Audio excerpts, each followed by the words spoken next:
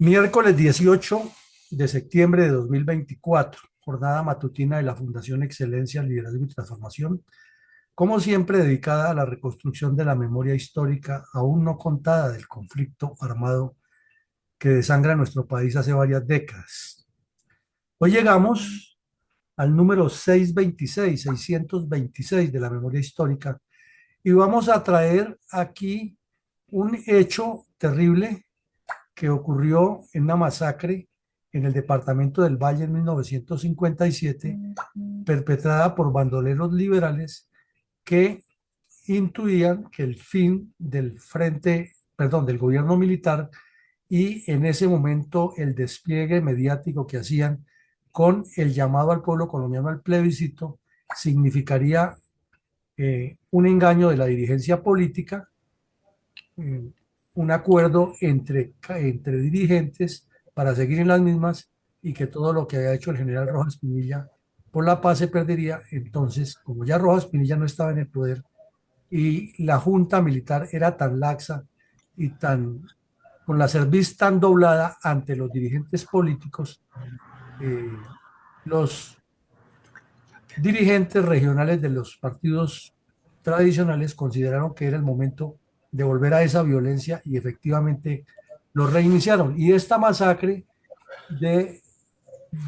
no 25, sino 43 personas. ¿Por qué decimos inicialmente que 25? Porque fue la primera noticia que se publicó, pero ya veremos que fue aumentando en la medida que se fueron haciendo las investigaciones y totalizó 43 personas asesinadas, pero no era la primera. Días antes exactamente había ocurrido también en el Valle otra masacre similar. Entonces, todo esto se nos olvida y venimos con el cuento de la paz total y de elucubraciones elaboradas, ensoñaciones pacifistas mentirosas, cuando detrás de esta violencia que hoy vivimos hay un origen marcado por esas pugnacidades de esa época. Adelante, mi coronel. Mi coronel, ¿cuál es el alcance político de la caricatura de Chapete acerca del plebiscito de 1957, mediante el cual se legitimó el pacto exclusivista del Frente Nacional? Mi coronel, como hemos dicho, este señor Chapete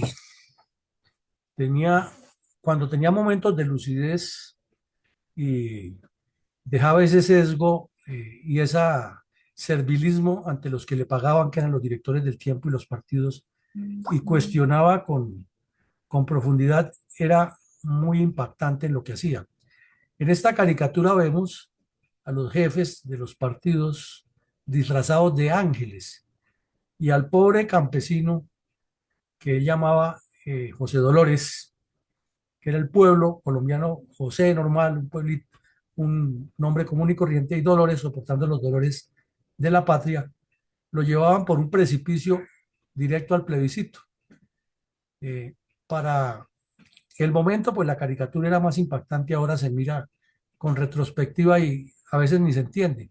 pero lo que está diciendo ahí él es bien profundo, ¿no? Unos super ángeles celestiales se volvieron los dueños del poder, los mismos que han destruido a Colombia y que le han entregado el poder al general Rojas Pinilla para que nos sacara de esa charca de sangre que nos habían metido ellos, y ahora aparecían como venidos del cielo, manejando otra vez al pobre José Dolores, que era el campesino, el obrero, el pueblo colombiano, el que también llamamos Juan Pueblo, en otros términos, caminando por un borde de un precipicio y con un burrito que está medroso de avanzar al plebiscito. Una caricatura muy significativa y la publicó exactamente el 1 de noviembre, el mismo día que los medios de comunicación publicaban la noticia de la masacre de los 43, inicialmente de 25 y luego se llegó a 43 personas en el Valle, que era el mismo día de las brujitas, el 31 y el primer día del mes de noviembre, que es el de todos los santos o el de los muertos, que se celebra en todo el mundo cristiano. Adelante, mi coronel. Mi coronel, ¿cuál fue el populista discurso de Alberto Lleras Camargo en el departamento del Tolima un año antes de posesionarse como presidente, pero con el fin de legitimar con promesas vanas el plebiscito que legalizaría la ilegitimación de los pactos de Stilges y Verdidón con Laureano Gómez. Mi coronel, esta foto que está aquí nos indica la manera tan perversa como la dirigencia política ha manipulado el país y la estupidez colectiva de los pueblos, cómo actúan. 4 años antes, estas mismas manifestaciones que vemos aquí bullían en las calles eh, para elogiar al general Rojas Pinilla, porque ha salvado el país con su famoso discurso de que no más muerte y no más depredaciones entre los hijos de una Colombia inmortal, ya que liberales y conservadores han llevado esa charca de sangre. Ahora, por medio de sus calanchines, de sus manipuladores, sacaban los liberales y los conservadores la gente a la calle y publicaban títulos como estos: otra vez el liberalismo en las calles de la República, aclamando el plebiscito, y una cantidad de borregos gritando sin saber qué gritaban, porque no sabían qué era el plebiscito, no sabían qué significaban, pero les estaban vendiendo la idea que se había acabado la horrible noche de la dictadura militar y que todas esas mentiras que saben manejar los políticos. Y en todas las páginas importantes del periódico El Tiempo, que era el medio más leído, vote sí el 1 de diciembre. Y la gente decía sí sin saber qué era lo que estaban votando, sin saber que era un pacto de cuervos que le entregaba a liberales y conservadores el control de todo lo que habían perdido durante el gobierno Rojas. Y la gente no se daba cuenta que eso era lo que estaban reclamando, como nos pasa ahora, que Petro es malo y eso no lo duda nadie, pero es que detrás los que están diciendo que Petro es malo, lo único que les conviene es regresar para volver a lo mismo. Entonces, por estupidez colectiva e ignorancia, grasa sobre la política, repetimos los errores. Resulta que el señor Lleras Camargo, un año antes de ser elegido, pues ya se sabía que en el pacto que él había hecho y acababa de llegar de España, ya de los dos sitios que usted menciona, Sitges y Benidorm, de hacer el pacto de cuervos con el señor Laureano Gómez Castro, pues venían empoderados y mientras tanto, como ya la Junta Militar había permitido mediante una ley de prensa, que es muy interesante leerla y estudiarla, había logrado revivir los periódicos, se dedicaron todos estos periódicos a despotricar del general Rojas y en cierta medida la Junta Militar fue connivente porque la verdad les quedaba grande el gobierno, eso hay que reconocerlo. Ellos no tenían la capacidad de gobernar y además 5 personas para dirigir un país al mismo tiempo, eso se convirtió fue en un toma y dame ahí que no avanzaba nada y los políticos muy hábiles comenzaron a elogiarlos, a prometerles que a ellos no les pasaría nada, que eran los salvadores de la democracia y con una cantidad de documentos fueron vendiendo la idea de que lo peor que le hubiera podido pasar a Colombia ha sido el gobierno militar, no la violencia que ellos han armado, no el atraso en que han llevado al país, sino era el gobierno de Rojas Pinilla lo peor que había. Y este pueblo lleno de estúpidos colectivos cayó en las garras de eso. Y el señor Lleras, que era o mandadero o cómplice o amiguis permanente de Chandía, encontró que en el Tolima, como era una de las zonas que más hemos visto donde se había desatado la violencia, había un buen foco para hacer politiquería y populismo, y fue el primer departamento que visitó, a sabiendas que él ya iba a ser el candidato de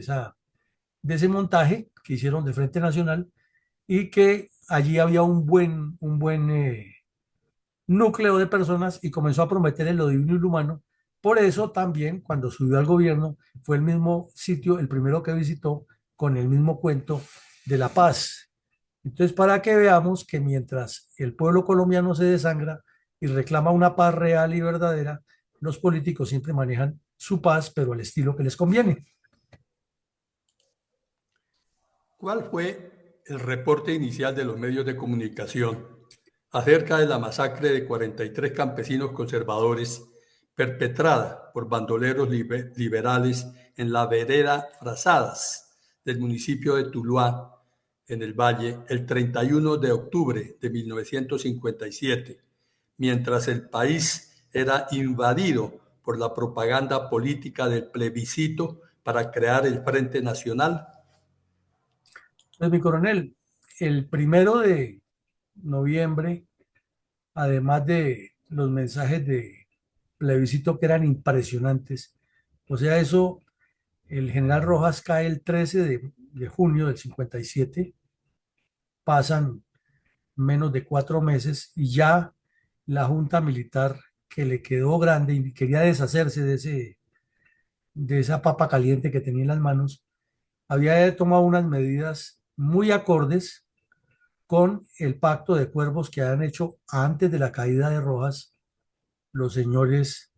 Gómez y Lleras. Eso indica que era todo un montaje el que tenían ellos, un manejo político acordado entre ellos para promover la caída de Rojas. Y hay documentos que se han ido destapando que lo demuestran, que a la gente inclusive le pagaban por no ir a trabajar para que saliera a protestar y pidiera la caída de Rojas. Y en un país de parranda, de reinados, de fútbol, de toros, decirles que no van a trabajar y que fuera de eso les pagan, felices, saliendo a gritar contra el que los había sacado de ese mar de sangre que lo tenían metido los anteriores. Y fue derrocado el general Rojas Pinilla y ya de una vez tenían montado un plebiscito. Y el plebiscito era decirle a la gente si autorizaba o aprobaba sí o no el, el Frente Nacional, y pues lógicamente la gente que no entendía y que se dejaba manipular decía que sí, y eso generó que sectores radicales se alebrestaran contra esa decisión. Y en medio de eso, pues como había tanto veneno guardado, en la zona del actual Quindío se asentaron muchos liberales que han sido víctimas de tropelías de los conservadores en los gobiernos anteriores, que se habían tranquilizado porque Rojas Pinilla los había calmado y les había prometido desarrollo y en efecto les estaba llevando desarrollo, no todo el necesario, pero les estaba llevando desarrollo. Entonces, cuando se cayó Rojas y la gente se sintió traicionada, buscaron entrar a vengarse y los caciques regionales promovieron esa violencia. Entonces salieron unos bandidos del área del Quindío, eran liberales, entraron por sorpresa al corregimiento de Barragán en el municipio, en la vereda conocida como Frazadas del municipio de Tuluá, que ha sido conflictivo históricamente por su ubicación geográfica y por la forma como fue colonizado y por las riquezas que allí se mueven y ahora por el narcotráfico en esta época, que en esa época también ya, en esos años también comenzaba a ser ya marcado esa tendencia. Entonces entraron y produjeron una masacre horripilante. Descabezaron inicialmente encontraron 24 personas descabezadas y otra destrozada a machetazos y tiros. Entonces, pues el escándalo, el grito en el cielo, pero esa noticia pasaba a segundo plano porque lo más importante era el sí en el plebiscito y el viaje de Lleras Camargo al Tolima y los viajes de Guillermo León Valencia a otras partes del país y las declaraciones de Laureano Gómez y las declaraciones de Ospina Pérez y Lleras Restrepo haciendo todo lo posible y lo imposible por hacerse notorio como jefe del Partido Liberal y el señor Echandía también haciendo todo lo posible por sembrar su futura candidatura presidencial. A ese ritmo llegaron y lo primero que se supo fue que 25 personas se han localizado el ejército, los cadáveres en esa vereda, completamente ultrajados esos cadáveres y hombres y mujeres decapitados. Así de triste era esa primera noticia. Mi coronel, ¿cuál fue el segundo reporte de los medios de comunicación acerca de la escabrosa, macabra masacre ya referida? Al día siguiente, mi coronel, ya publicaron los nombres de las víctimas y ya el ejército no haya encontrado 25 cadáveres, sino 31 y los hayan trasladado hacia el corregimiento de Ceilán, muy cerca también de allí, con el fin de pues hacer las autopsias y darles cristiana sepultura. Pero el ejército seguía buscando a los bandidos de acuerdo con la información que le daban los moradores de la región y todo apuntaba que habían regresado hacia el Quindío, pero seguían buscándolos. Y el país no se estremecía por eso, porque la noticia la publicaban en una página interior de los medios y apenas la referían como un hecho lamentable, mientras que en primera página estaba todo lo relacionado con el plebiscito que era lo que le interesaba a los politiqueros corruptos responsables precisamente de esa masacre tan atroz. ¿Qué lectura podemos dar a la nueva reunión de Lleras Camargos y Laureano Gómez, esta vez en Bogotá, mientras los directorios liberales y conservadores montaban el show publicitario del plebiscito y los bandoleros tripartistas seguían desagrando a Colombia? Hay un viejo adagio que dice que el pecado acusa, ¿no? Y eso es cierto. El Partido Conservador o sus directivos se reunieron con unos directivos del Partido Liberal para hablar de los temas que iban a manejar después de que se produjera el plebiscito en la construcción de su pacto de cuervo llamado Frente Nacional. Y el pecado acusaba tanto que el señor Laureano Gómez sacó cualquier excusa y no asistió a esa reunión. Entonces, Lleras Camargo, que era el contertulio de él desde España, de Sitges y Benidorm, hizo lo propio de un politiquero publicista. Se llenó de reporteros y salió de esa reunión directo para la casa de Laureano Gómez y lo visitó. Y aquí los dos posan intencionalmente como si estuvieran en una aparente charla informal, pero se nota por la cara del señor Laureano que está mirando, posando para la foto, que no es ninguna charla informal, sino es un montaje para demostrar que los dos habían ido a reafirmar la unidad liberal y conservadora, porque eso era lo que necesitaba el señor Lleras, el Restrepo y el señor Lleras Camargo para seguir haciendo politiquería, y desde luego Valencia, que ya veía que el segundo turno en la repartija era para él. ¿Por qué el gobernador de El Valle, capitán de corbeta, Óscar Herrera o Rebolledo, hizo una enérgica rectificación al diario El País por los hechos relacionados con la masacre de 43 campesinos conservadores perpetrada por bandoleros liberales en la vereda Prazadas del municipio de Tuluá Valle el 31 de octubre de 1957, mientras el país era invadido por la propaganda política del plebiscito para crear el Frente Nacional? Mire, esto tiene tanto de ancho como de largo y nos demuestra una vez más la perversidad de la dirigencia política y el pésimo papel que han jugado los medios de comunicación en la pacificación del país, por su ideologización y por sus tendencias sesgadas. ¿Qué ocurrió allí? Que como era un gobierno militar, la mayoría de alcaldes y gobernadores eran miembros de las fuerzas militares y de la policía. En el caso del Valle del Cauca, el gobernador era un capitán de corbeta de la Armada Nacional y el secretario de gobierno era un mayor de la Policía Nacional, Enrique Micolta. Entonces, se produjo la masacre, pero ¿qué había ocurrido antes de la masacre? Que siguiendo instrucciones de la Junta Militar, el gobernador del Valle había enviado al mayor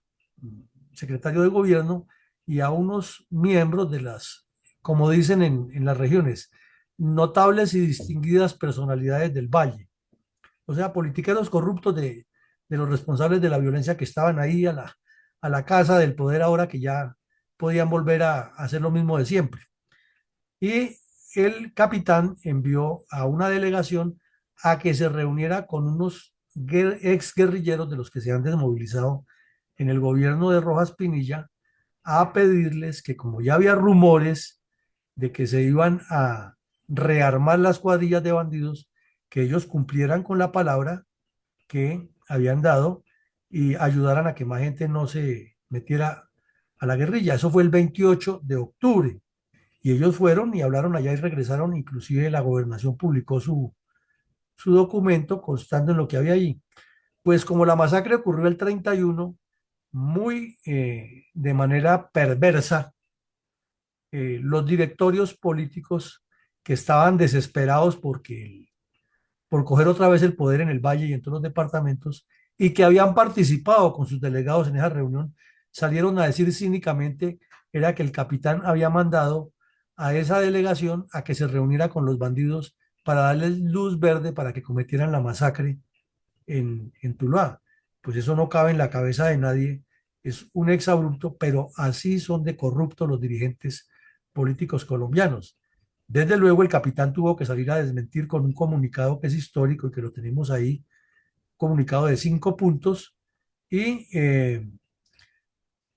muy categóricamente el capitán le dice al director del periódico El País, no le pide, sino que le ordena y le dice, esta comunicación debe ser publicada en el mismo sitio en que apareció la nota a que me refiero. Y entonces, pues los demás medios de comunicación, ya propio de esa sinuosidad politiquera, entonces lo publican como un reclamo y un regaño del capitán, no como la realidad de que se estaba mintiendo y utilizando la politiquería. Y ese mismo día se ratificó que ya los muertos no eran 31 sino 43 en total, luego de revisar todos los matorrales y los alrededores del sitio donde ocurrió la masacre. Y entre tanto, los dos politiqueros que han ido a acompañar al coronel Miguel Peña Bernal, que era el comandante del batallón Codazzi, y al mayor secretario de gobierno y a los demás delegados, salieron a decir que, bueno, que aquí lo importante es la paz y que dialoguemos y que viene el principio del plebiscito y que entonces lo que tenemos es que evitar los malos entendidos. O sea, cada quien desde su lado utilizando lo que le convenía, pero no puntualizando que eran los dos partidos políticos nuevamente los responsables de que la violencia reviviera en Colombia.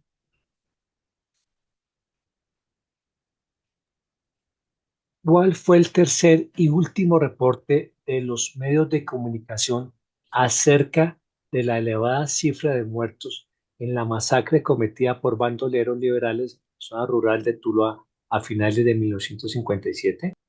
Bueno, pues la tercera brigada siguió la operación de búsqueda, de localización y de acopio de material para ir armando como el rompecabezas. Y pues ya establecidos con otras actividades de inteligencia que se usan en el Comando Operativo del Quindío, quedó plenamente demostrado que los delincuentes habían salido desde Génova Caldas, de donde era Tiro Fijo, Génova Caldas, ahora Quindío, de donde era Tiro Fijo y la familia de él, y que esos bandidos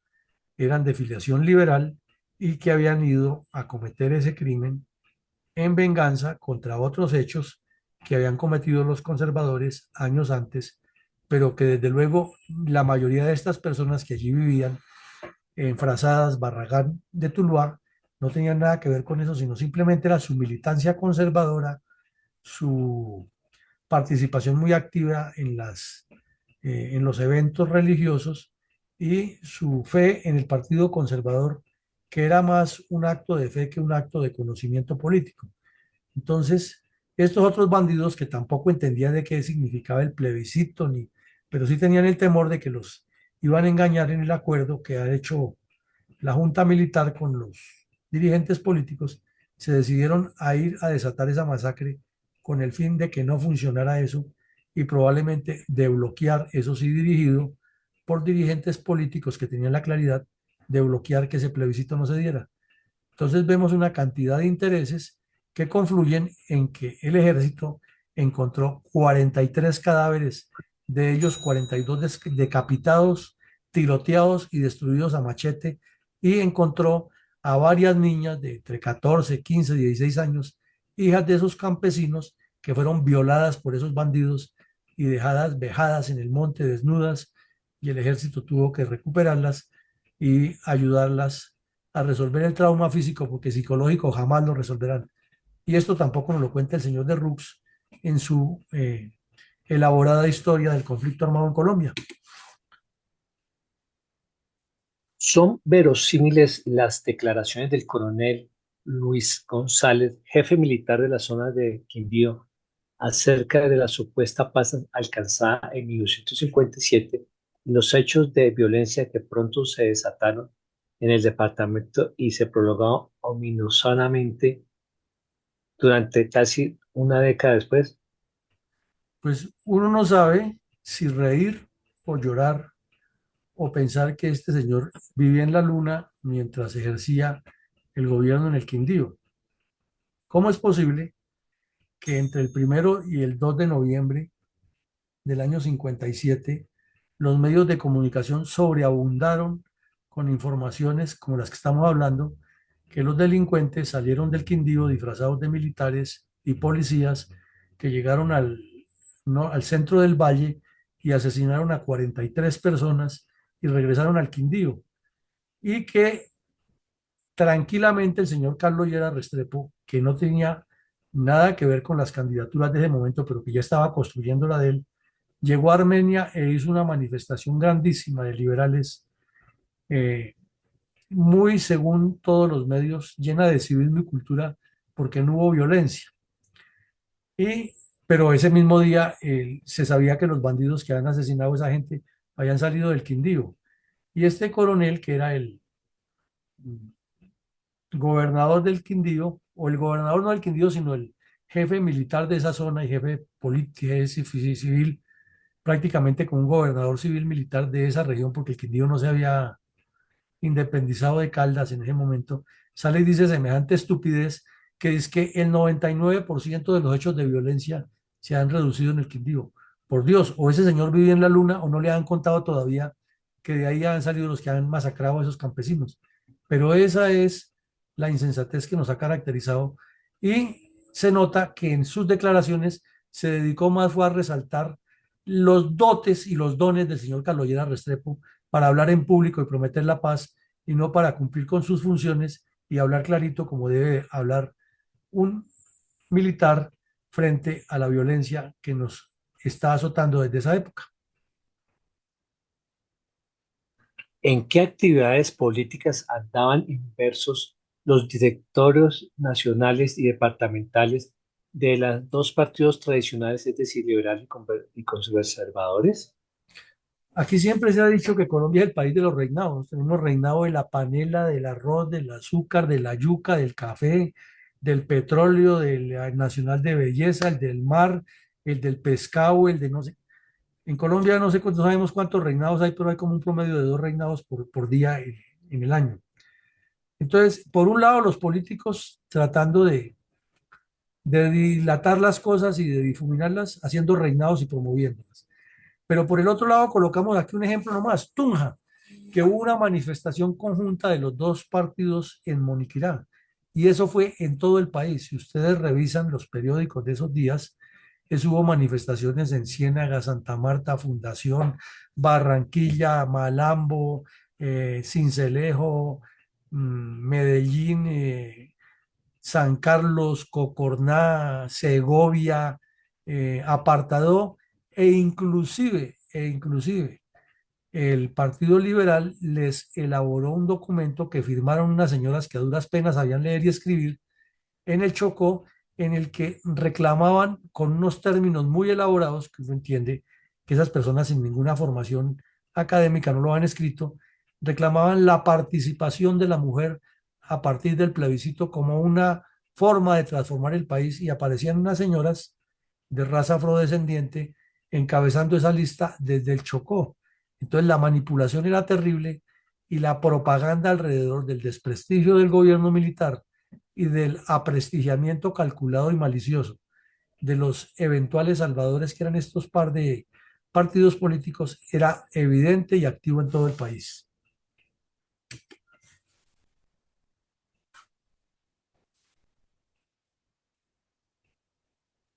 Coronel, ¿cómo interpretar que a pesar de los discursos manipuladores de Lleras Restrepo y Lleras Camargo en el Tolima, muy cerca de la capital, Ibagué, se consumó otra masacre de 11 campesinos? Pues, mi coronel, se comprueba que las víctimas son esos campesinos, ya no 31, sino 43. Y el país inundado de noticias de plebiscito y de reinados de belleza y de politiquería, ya al mismo tiempo en Ibagué, donde acababa de ir el señor Lleras a hablar mentiras y a proponer puentes desde Ibagué hasta la Luna, ahí a 20 kilómetros o menos de distancia, en la vereda Vallecito, en el Valle de San Juan, que es muy conocido además, una zona muy hermosa, eh, fueron masacrados 11 personas y al otro día se encontró que ya no eran 11, sino 12. Y entonces el directorio bipartidista se reunió a sesionar porque lo que querían era la paz y había que seguir los dictados que nos traía el ilustrísimo doctor Lleras, que acababa de reunirse en Europa y ahora en Bogotá con el señor Gómez para ratificar que los dos partidos estaban comprometidos en la paz, pero no mencionaban para ningún lado a los rebeldes del MRL que ya estaba encabezando López Miquelsen, ni a los comunistas que aprovecharon esa circunstancia para reclutar nuevos miembros y comenzar a multiplicar la violencia. ¿Cuál fue la descarada afirmación del expresidente López Pumarejo al inicio del Congreso Ganadero del año 57 respecto a la situación de orden público en los llanos orientales? Pues mi coronel, ocurrió que de remate hay un dicho muy colombiano que dice que el niño llora y la mamá lo pellizca, ¿no? Eh, la junta militar haciéndole mandados a estos politiqueros oportunistas y con el afán que tenían de quitarse esa papa caliente porque no tenían la capacidad de gobernar y ninguno de los 5 miembros de la junta militar tenía el liderazgo y el talante de Rojas Pinilla. Entonces les tocó por carambola del destino subir ahí. Además parece que entre ellos no se ponían de acuerdo ni para marchar, porque por ahí hay una foto en que dos van llevando el compás con el pie izquierdo y otros dos con el derecho. Y Lleras, y sí, la foto es histórica. Y la foto, y Lleras Camargo con otro compás, entonces en un desfile militar, en unos honores militares. Entonces, si no se ponían de acuerdo ni para marchar en una ceremonia, ¿cómo se iban a poner de acuerdo para gobernar el país? Entonces les dio por inventarse, como siempre ocurre en Colombia, dos comisiones. Una comisión nacional consultiva, que era dizque, integrada por dirigentes políticos de los dos partidos y unos miembros de la Junta Militar, para trazar las políticas de retorno a la democracia y la libertad. Y son tan eh, caídos del zarzo que firmaron así democracia y libertad como si el general Rojas Pinillo hubiera sido pues el diablo con cachos y con cola. Y la segunda que se inventaron fue la Comisión Nacional de Orden Público, que de ahí revirtió en la famosa comisión esa que creó Lleras Camargo pocos días después, diciendo que él no la había creado, sino que ya venía antes, que fue la Comisión de la Paz, en la cual terminó un curita haciendo dinero con eso y legitimando bandidos. Y entonces, en medio de ese enredo, para que veamos cómo están las cosas, aparece algo de no te lo puedo creer. El señor Alfonso López Pumarejo, papá de Alfonso López Miquelsen, y desde luego gestor de la idea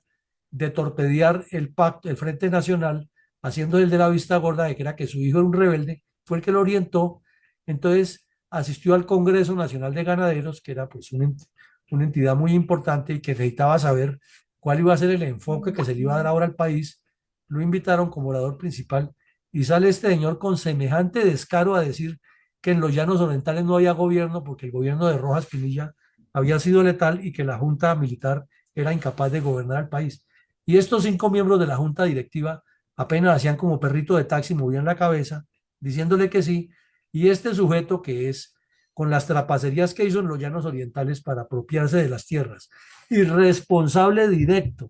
del nacimiento y crecimiento de las guerrillas liberales en los llanos, ahora venía a hablar que el país no tenía gobierno en los llanos. Esto es increíble, es de no te lo puedo creer, y publicado en primera página, como ustedes lo ven en el periódico El Tiempo, como si fuera un gran estadista y un conocedor y una persona pulcra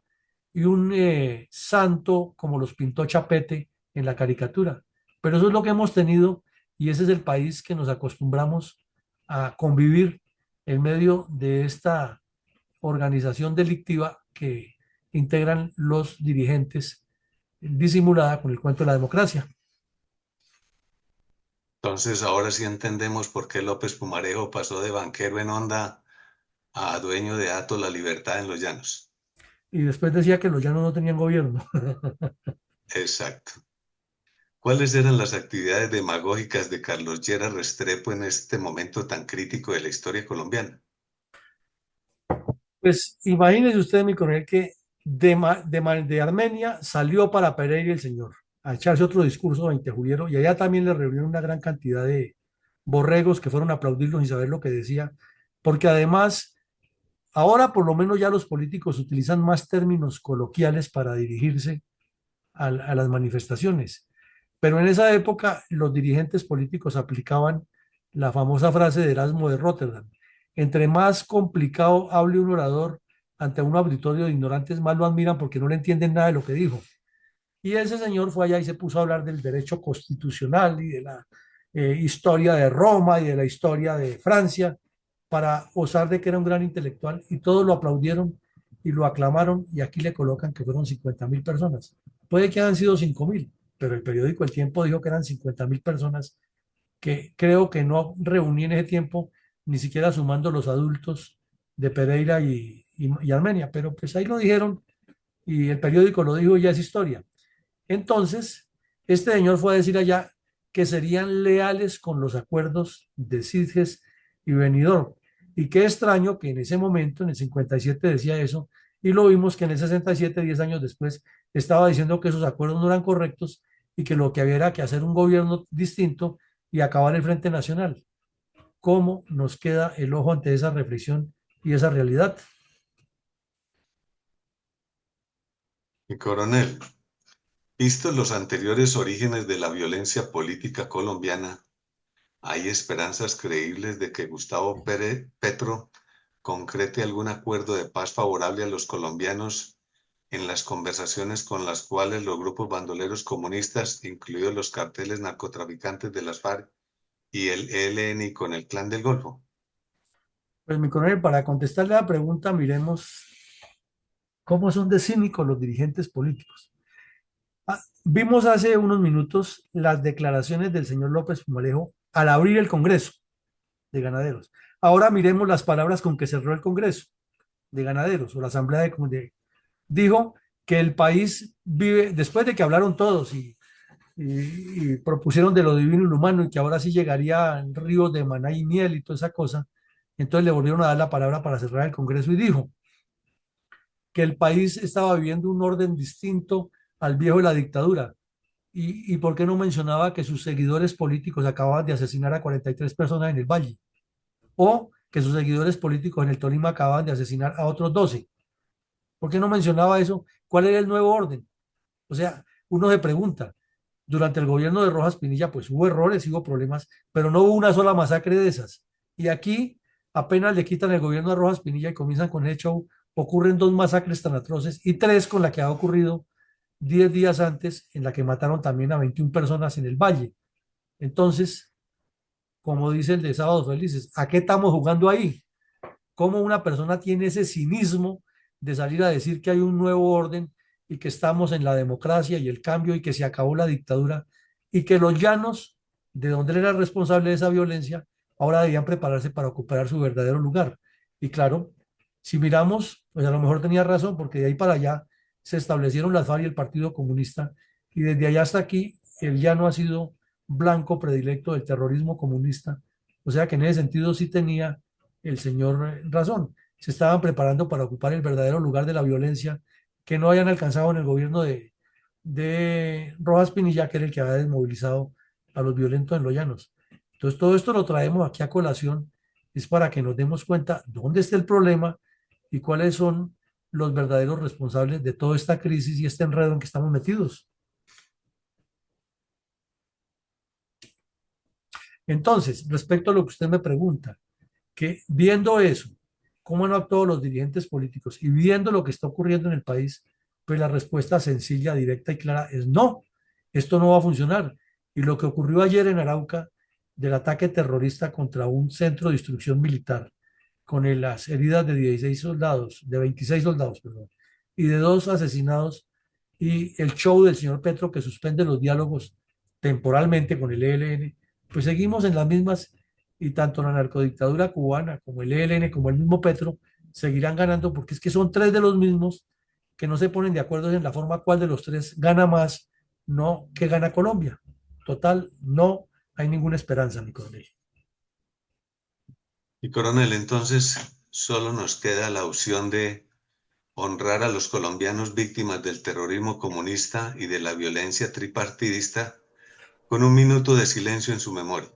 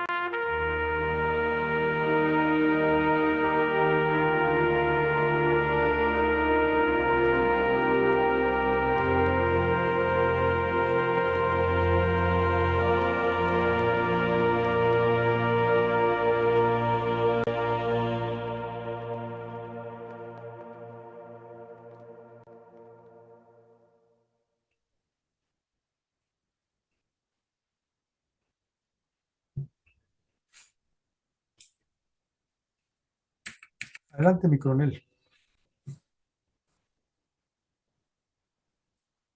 Bueno, mientras recuperamos el sonido, comentémosle o cerremos nuestro comentario final con dos puntos de vista, el cinismo y las manzanas podridas. El cinismo de los dirigentes políticos ante la crisis de violencia en Colombia es aterrador. Es que es increíble que el señor López Pumarejo en el Congreso de Ganaderos haya dicho que el país estaba en un nuevo orden, un nuevo cambio, cuando sus copartidarios estaban asesinando a 43 campesinos en el Quindío. Y cómo el gobernador o el jefe militar de la región se prestó para el show porque Yera Restrepo lo había visitado y había hecho dos manifestaciones, una en Pereira y otra en Armenia, llenas de gente mintiéndole al país sobre la realidad y hablándoles en un lenguaje que no entendían, diciéndoles que había que votar sí en el plebiscito, sin que el pueblo entendiera que estaban votando en contra de su propio destino. Pero aquí el tema de las manzanas podridas, podríamos manejarlo o podríamos resumirlo de la siguiente manera. Es un viejo adagio popular colombiano que una manzana podrida daña el resto del costal. Entonces, cuando ya se pudren varias manzanas, pues lo ideal es vaciar el costal, separar las pocas manzanas buenas y sacar a la basura todas las que están podridas más las que ya tienen indicios de que se van a podrir. Esa es la solución. Pero si se sacan del costal algunas manzanas podridas y se dejan otras que ya están en proceso de descomposición y luego se revuelven con otro costal, pues esas que están en proceso de descomposición terminan pudriendo a las demás. ¿Qué queremos decir con esta analogía? Que Colombia necesita sacar toda esa clase corrupta del poder y no dejar a ninguno, porque uno solo que se quede vuelve y infesta el proceso y la daña. Entonces, síntesis, el cinismo y las manzanas podridas que ha tenido siempre la pésima conducción política del país son los responsables de lo que nos pasa. Adelante, mi coronel, con sus comentarios del día de hoy. Sí, mi coronel, con mucho gusto. ¿Me escuchan? Sí, señor. Bueno, mi coronel, hoy, como ya se dijo, estamos en el análisis y en la reflexión del episodio 626, hoy miércoles 18 de septiembre de 2024, donde escuchamos la masacre de 43 campesinos conservadores perpetrada por bandoleros liberales en la vereda pasada de Tuluá Valle el 31 de octubre del 57, mientras el país era invadido por la propaganda política del plebiscito para crear el Frente Nacional. También otras masacres como la ocurrida en Trujillo, Valle, en Ibagué y en muchas otras regiones del país.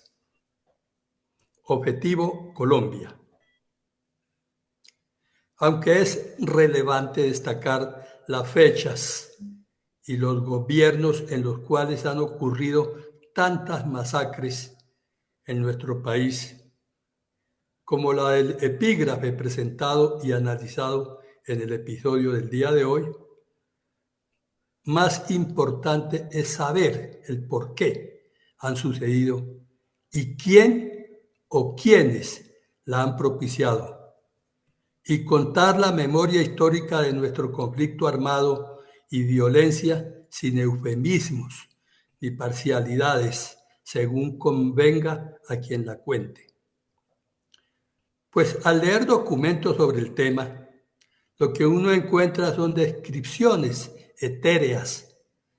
que, siendo verdad, la mayoría de ellas carecen de análisis, de conclusiones y de recomendaciones para evitar que nuestro país siga desangrándose.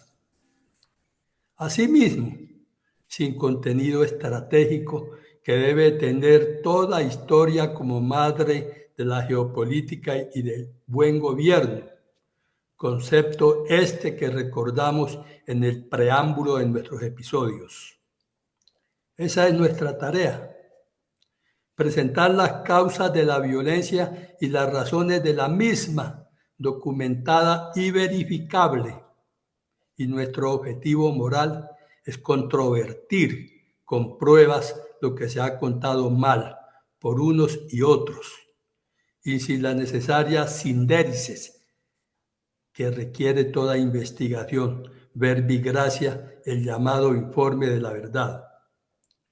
De igual manera, develar los responsables de quienes la han originado y sostenido, o sea, el Partido Liberal, el Partido Conservador y el Partido Comunista. Quienes hoy hacemos parte de este equipo de Fundel. En primer término, nuestro director, mi coronel Luis Alberto Villamarín Pulido, junto con mi coronel Iván González Urán, así como mi coronel Eugenio Alarcón, al igual que mi coronel Vicencio Ortiz, y quien les habla, invertimos nuestro tiempo en contarles estos episodios mientras sacrificamos otros quehaceres cotidianos de nuestra vida familiar y empresarial, porque consideramos necesario hacerlos conocer, aspirando a que algún día se tome conciencia de lo que nos ha ocurrido en este tema del conflicto armado y de la estrategia y táctica que se debe adoptar para proscribirlo, porque para eso nos preparamos en el campo, en el combate y en el aula. De igual manera que otros lo han hecho en otras disciplinas del conocimiento, así la economía, por ejemplo, y podrán analizar las causas de la precaria situación económica de nuestro país, que en todo caso debe llevar el componente de seguridad para que haya desarrollo. Y así sucesivamente con otros conocimientos que deben ser puestos al servicio de nuestro país. Pero en Colombia vemos que cualquier persona, solo por el hecho de haber tenido una ligera información teórica de la violencia o un curso sobre el tema, se creen autorizados para pontificar sobre la situación de violencia en nuestro país. Como se dice, zapatero a tus zapatos. Muchos otros escriben novelas con esta trama, pero que a nuestro juicio, o al menos en el mío, en nada ayudan a solucionar nuestra problemática. Ayer nomás veíamos al hablar de la importancia geoestratégica de la rica zona de la República Independiente del Pato, que colinda con los departamentos de Tolima, Meta, Huila, Caquetá, tomada por los delincuentes como una de las guaridas comunistas en 1965, y la interpretación de unos pseudos intelectuales extranjeros que intencionalmente ocultaban la conjura comunista en Latinoamérica, orquestada por Salvador Allende, y la poca importancia que la dirigencia política dio a los hallazgos en esa zona que estaba bajo férreo control comunista desde hacía varios años, igual a la indiferencia que los dirigentes políticos de la época dieron a estas execrables masacres vistas hoy, cometidas por los bandoleros liberales en Tuluá, en Trujillo, Valle, en Ibagué, porque para el momento era más importante legalizar el ilegítimo plebiscito nacional del Pacto de Cuervos del Frente Nacional. ¿Será que con estas pruebas alguien podrá dudar que la violencia en Colombia es originada por los partidos liberal, conservador y comunista, y que la actual violencia es el trasunto de las pasadas? Por lo anterior, es que Fundel presenta a Colombia y al mundo entero la verdad histórica de los orígenes de nuestra violencia y los responsables de la misma que aún perduran. ¿O acaso son diferentes los que hoy nos gobiernan? y con el galimatías de que la paz se consigue con diálogos. No solo no se consigue, sino que se atiza. Buenos días, mi reflexión y muchas gracias. Bueno, muchísimas gracias, mi coronel. Muy clara su posición, muy